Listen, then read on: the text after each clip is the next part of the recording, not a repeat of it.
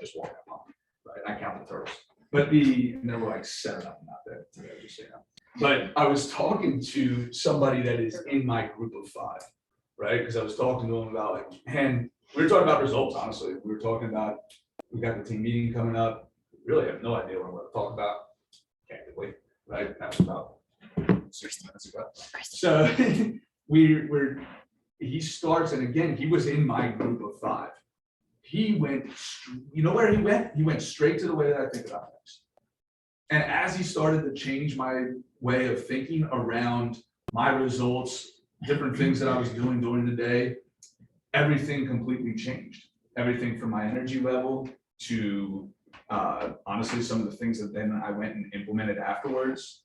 It was a fascinating experience. And that's why people around you are so important, right? So he also said, he goes, well, if you have to change your thinking, how do the most successful people in the world think? So I went to this thinking book, right? And on page 71, it talks about the 9 ways the millionaire real estate agent thinks, right? We're going to talk about the first 4. When you hear millionaire real estate agent, what do you think? What do you think? Yeah, they have a team, so they probably implemented some level of leverage, right? So you're thinking also production level.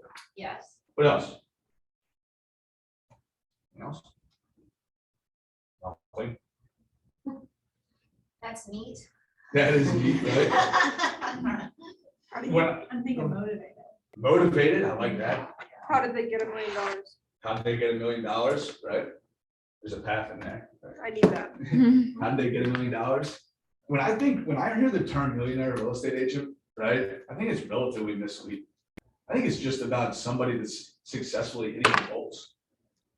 Because it doesn't matter whether I want to sell 1 house or whether I want to sell 100,000 houses.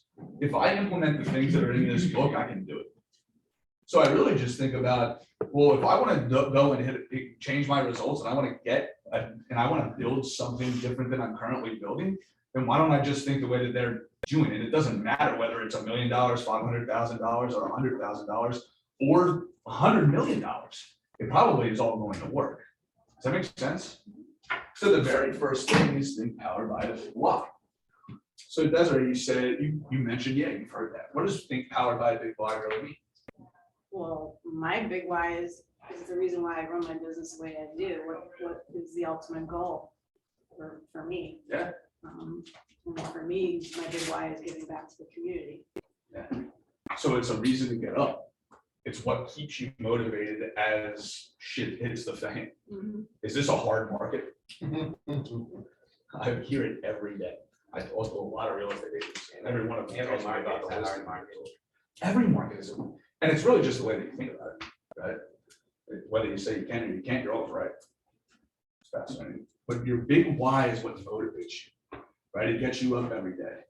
Here's the reason I don't like the term big why. Big is automatically a relative term. It just has to be clear. Big automatically makes us compare my big why to that amazing big why of Desiree's. It doesn't matter. It has absolutely no relevance. It just has to be massively clear to us.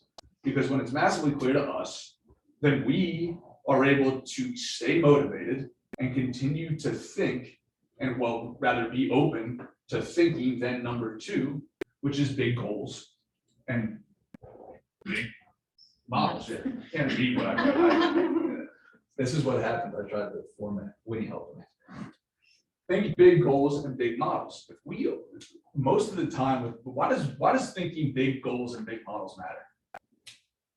Because you reach for it, 'Cause you whether reach you for make it or not, you're gonna do everything you can to get there. it. I love that. I can't say it any better. Trent doesn't get a lot of his goals, but there's a reason we do well because he reaches way too high for all of our sake. 100%. But it's amazing.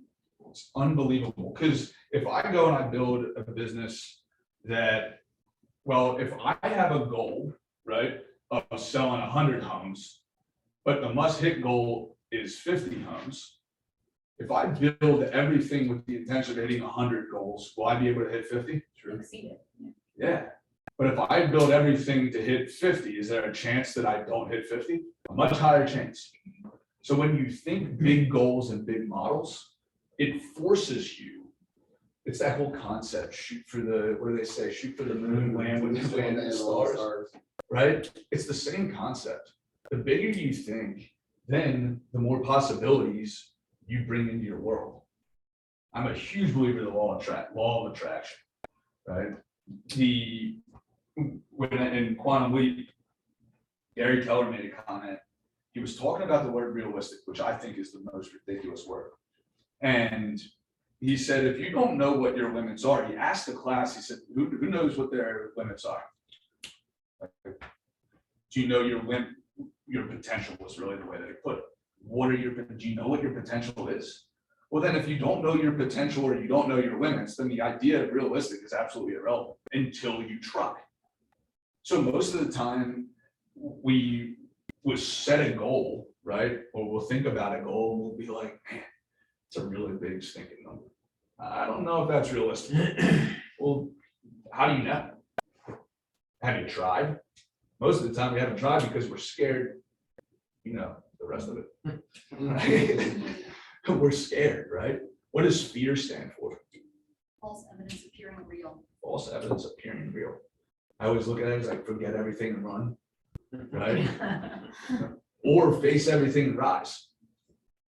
And if you're able to do that, you're able to think possibility, then opportunity becomes endless. I always give the worst and best advice by telling new agents that they need to learn the burnout. Because when you do that, you're pushing yourself to what you currently think your limit is and then some. And when you reflect on it, you can see where you can leverage, where you can kind of scale things so that you can then level up again, and really give yourself those reachable goals that you can actually attain them and think big without feeling that burnout and know when you can move it around. 100%. I love that. How do we create confidence? Kind of thought about it. How do you create confidence? Prove yourself right. You prove yourself right. So one of the ways that you can, and I got this from Linda McKissick, it's actually from Dan Sullivan, I believe. He writes about it in some book. But you take on a commitment, right? And then you need courage to complete that commitment. Once you go into action, then you end up creating credibility, not necessarily for everybody else, but for yourself. And when that happens, then you create confidence. And then what do? You take on another bigger commitment. And that's when we get into this idea of think action. Do you really know all the problems of doing something unless you do it? No. No shot. No shot at all. Like you could sit here and conceptualize about all the problems that you're going to hit when you go door knocking, right? How everybody's going to hate you, how, well, do I wear a mask? Do I not wear a mask? I mean, you could go down 100 different rabbit holes on this one. But what percentage of them are actually going to come to fruition? Probably like 0, right? And actually all the issues that you hit, you're never going to actually think about until you actually started doing. I got back into lead generation at the beginning of the year. And I realized that all the things that I feared or all the things that I thought were going to be challenges, none of them were real. And all the challenges that came up, I didn't even think of. Like the fact that I had no follow-up system. And I teach it all day, right? And I didn't have one. So it forced me to go and implement one or a transition plan or all these different things. Right? So until you get into action, you don't actually know any of the problems and you can't solve anything. So I'll leave you with this. What are the 5 things that a real estate agent should be doing? What's their top 20%? Bada big, bada bowl. Agent. Okay, good. Well, no, don't do it yet. I have the answers on that. I know. So lead gen, right? Follow. Lead follow-up, Appointments. go on appointments, Negotiate. negotiate. Wow, this is the harder one. Close. Close, please close. But how do you close? How do you practice? Practice, script practice. Now back to the page that Winnie mentioned, page 88. Why do you practice? Because the more you practice, the better you get, right? You can go to that. Oh, yeah. Did it. Here they are. So I would ask you, how many hours a day am I doing these 5 things? If I don't like my results right now, and I'm off track from my goals, is it good or bad? Only you can answer that. Well, Right. both of us have our hands up. too. Everybody, We're there's like sure. 2 people in the room that are on track for the goals, and that's okay, right? But if I don't like my results, then what does my time block look like, and how am I thinking about time and my schedule? And in that schedule, what percentage of my schedule has those 5 things in it? Because if it's not 80% of your schedule, then it's probably not going to hit your results. Nothing's going to change. Nothing changes in our results until we change as an individual anyway. Right? Does that make sense? Any ahas? Give me one aha. I think too, with time blocking, it's so important to be intentional with the time that we have. And you can say, this is like 2 hours to lead gen, or this is like 2 hours to call or what have you. But if you haven't prepared who you're gonna call, Mhm.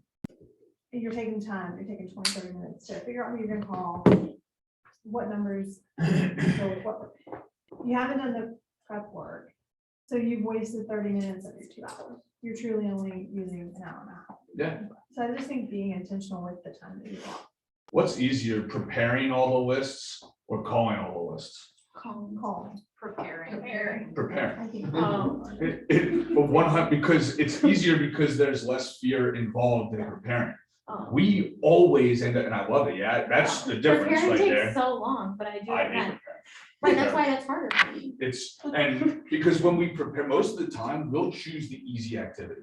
Lead generated, these 5 things are hard. Would anybody disagree with me? They're hard. So we make every excuse under the sun to not do them because we're human and we like to do easy shit. It's as simple as that.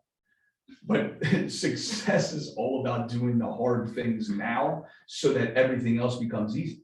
Because if I keep on doing the easy stuff, like spend 2 hours preparing and realizing that I have to go to a lunch meeting, now I haven't done the hard stuff. I gave myself every excuse not to do it.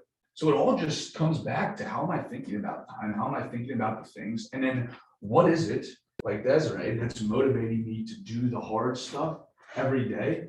And then how am I making sure that I'm always staying accountable to do it? If I haven't worked out at all, and then I tell myself that I'm gonna go work out 7 days a week, you think I'm gonna do it? Nope. Not a shot. But if I tell myself, I'm just gonna work out 1 day this week, and it's gonna be Wednesday, is there a higher probability that I do it? Yes. And then maybe the next week, I go and I say I'm gonna do it 2 times, is there a higher probability that I do it? And I gradually increase. I talked about Richard Bannister and running that 4-minute mile. How did he do it? 1 step at a time. He actually ran quarter miles in 1 minute or less. Is all he did. So he just went out at his lunch break. You can read about it. It's in that book, by the way. So annoying. It's in the Harder Day. But he actually goes out and he ran a quarter mile at his lunch break, and his intention was to run it under a minute.